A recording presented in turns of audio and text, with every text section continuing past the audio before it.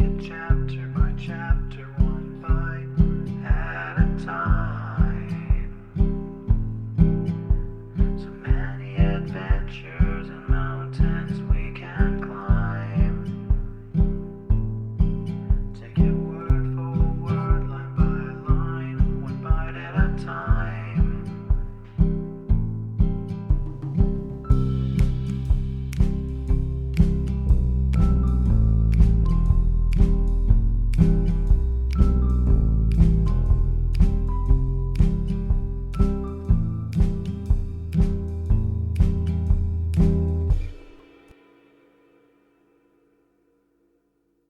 Welcome to Bite at a Time Books, where we read you your favorite classics one bite at a time.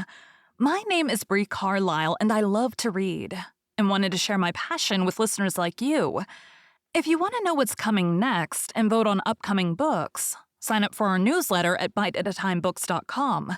You'll also find our new t-shirts in the shop, including podcast shirts and quote shirts from your favorite classic novels. Be sure to follow my show on your favorite podcast platform so you get all the new episodes. You can find most of our links in the show notes. But also our website, biteatatimebooks.com, includes all of the links for our show, including to our Patreon to support the show, and YouTube, where we have special behind the narration of the episodes. We're part of the Bite at a Time Books Productions Network.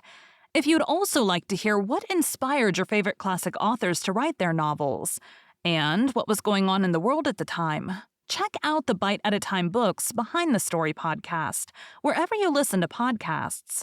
Please note, while we try to keep the text as close to the original as possible, some words have been changed to honor the marginalized communities who've identified the words as harmful, and to stay in alignment with Bite at a Time Books' brand values.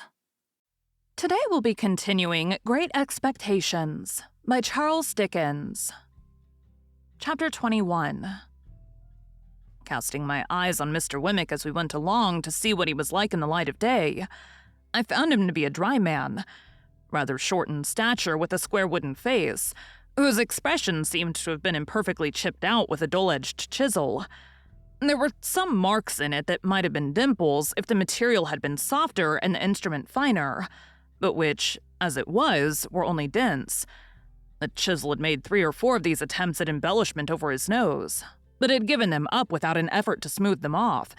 I judged him to be a bachelor from the frayed condition of his linen, and he appeared to have sustained a good many bereavements, for he wore at least 4 mourning rings besides a brooch representing a lady and a weeping willow at a tomb with an urn on it. I noticed, too, that several rings and seals hung at his watch chain as if he were quite laden with remembrances of departed friends. He had glittering eyes, small, keen, and black, and thin, wide-mottled lips. He had had them, to the best of my belief, from 40 to 50 years. "So you were never in London before," said Mr. Wemmick to me. "No," said I. "I was new here once," said Mr. Wemmick. "Rum to think of now."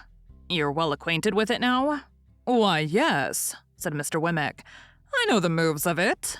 "Is it a very wicked place?" I asked, more for the sake of saying something than for information. "You may get cheated, robbed, and murdered in London, but there are plenty of people anywhere who'll do that for you." "If there's bad blood between you and them," said I to soften it off a little. "Oh, I don't know about bad blood," returned Mr. Wemmick. "There's not much bad blood about. They'll do it if there's anything to be got by it. That makes it worse." "You think so?" returned Mr. Wemmick. "Much about the same, I should say." He wore his hat on the back of his head and looked straight before him, walking in a self-contained way as if there were nothing in the streets to claim his attention. His mouth was such a post office of a mouth that he had a mechanical appearance of smiling. He had got to the top of Holborn Hill before I knew that it was merely a mechanical appearance and that he was not smiling at all. "Do you know where Mr. Matthew Pocket lives?" I asked Mr. Wemmick. "Yes," said he, nodding in the direction. "At Hammersmith, west of London." "Is that far?" "Well, say 5 miles. "Do you know him?" "Why, you're a regular cross-examiner," said Mr. Wemmick, looking at me with an approving air. "Yes, I know him. I know him."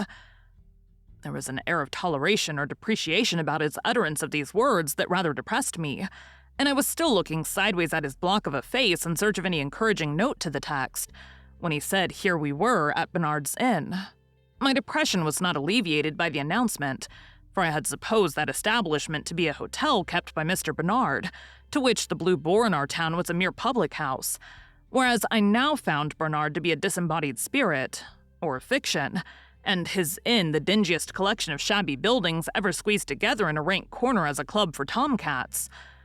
We entered this haven through a wicket gate, and were disgorged by an introductory passage into a melancholy little square that looked to me like a flat burying ground.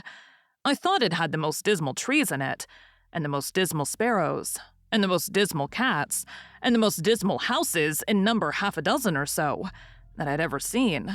I thought the windows of the sets of chambers into which those houses were divided were in every stage of dilapidated blind and curtain, crippled flower pot, cracked glass, dusty decay, and miserable makeshift, while to let glared at me from empty rooms as if no new wretches ever came there, and the vengeance of the soul of Bernard were being slowly appeased by the gradual suicide of the present occupants and their unholy internment under the gravel.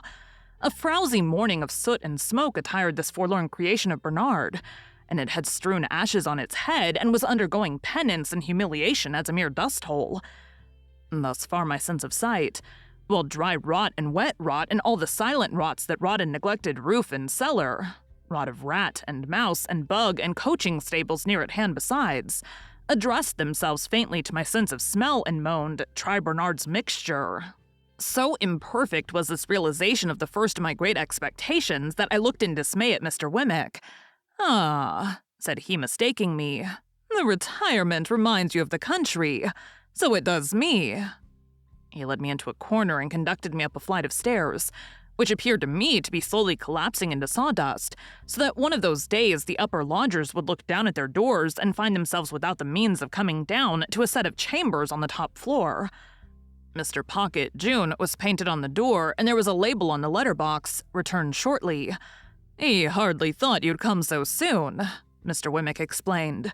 "You don't want me any more." "No, thank you," said I. "As I keep the cash," Mr. Wemmick observed, "we shall most likely meet pretty often. Good day." "Good day." I put out my hand, and Mr. Wemmick at first looked at it as if he thought I wanted something. Then he looked at me and said, correcting himself, "To be sure, yes. You're in the habit of shaking hands." I was rather confused, thinking it must be out of the London fashion, but said yes. "I have got so out of it," said Mr. Wemmick. "Except at last.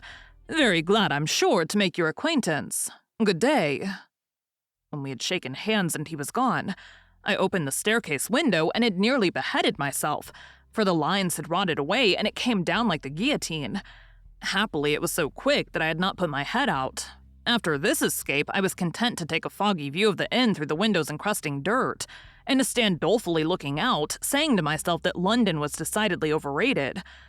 Mr. Pocket, Jr.'s idea of shortly was not mine, for I had nearly maddened myself with looking out for half an hour and had written my name with my finger several times in the dirt of every pane in the window, before I heard footsteps on the stairs. Gradually, there arose before me the hat, head, neckcloth, waistcoat, trousers, boots of a member of society of about my own standing. He had a paper bag under each arm and a pottle of strawberries in one hand and was out of breath. "Mr. Pip," said he. "Mr. Pocket," said I. "Dear me," he exclaimed. "I'm extremely sorry, but I knew there was a coach from your part of the country at midday, and I thought you would come by that one. The fact is, I've been out on your account. Not that that is any excuse, for I thought coming from the country you might like a little fruit after dinner, and I went to Covent Garden Market to get it good." For a reason that I had, I felt as if my eyes would start out of my head. I acknowledged his attention incoherently and began to think this was a dream. "Dear me," said Mr. Pocket, Jr., "this door sticks so."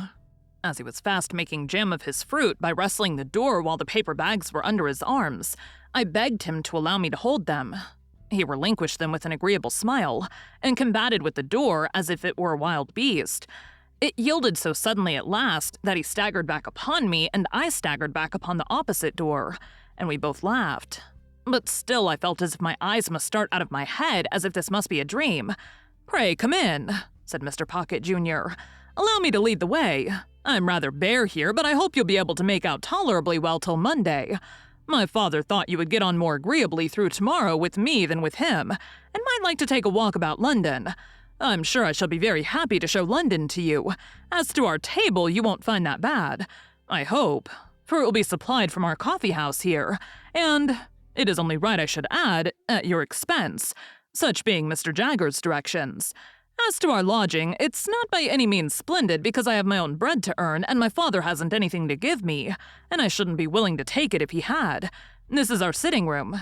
Just such chairs and tables and carpet and so forth, you see, as I could spare from home. You mustn't give me credit for the tablecloth and spoons and casters because they come for you from the coffee house. This is my little bedroom, rather musty, but Bernard's is musty.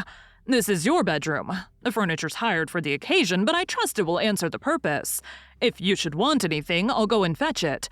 The chambers are retired, and we shall be alone together, but we shan't fight, I dare say. But dear me, I beg your pardon, you're holding the fruit all this time. Pray let me take these bags from you, I am quite ashamed." As I stood opposite to Mr. Pocket Jr., delivering him the bags, 1, 2, I saw the starting appearance come into his own eyes that I knew to be in mine, and he said, falling back, "Lord bless me, you're the prowling boy." "And you," said I, "are the pale young gentleman." Thank you for joining Bite at a Time Books today, while we read a bite of one of your favorite classics.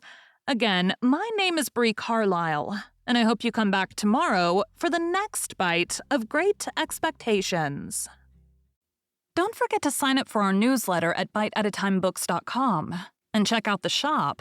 You can check out the show notes or our website, biteatatimebooks.com, for the rest of the links for our show.